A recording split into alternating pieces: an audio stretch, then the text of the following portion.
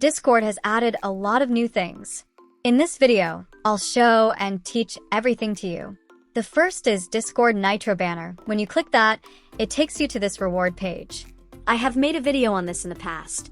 If you don't know, it's about Xbox and Discord collab. Xbox gives away 50 plus or something games and free 1 month Nitro if you purchase its $23 premium. Anyway, it has some quests to do.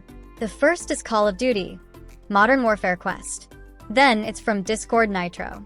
In this video, they're showing what all things they offer for Nitro reward. It's a 24-second watch and is expiring on June 11th. After this quest, it's from Razer. Razer Incorporated is an American-Singaporean multinational corporation and technology company that makes gaming-focused computer hardware and other consumer electronics, as well as financial services. Anyway, we just collected 600 orbs because, 2 3s are 6.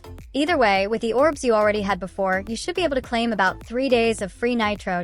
I have around 59k orbs right now, and honestly, I could get like 4 months of free Nitro pretty easily. And, yeah, if you like this video, don't forget to hit the like button, subscribe, and make sure to join my server. I'd love to see you there.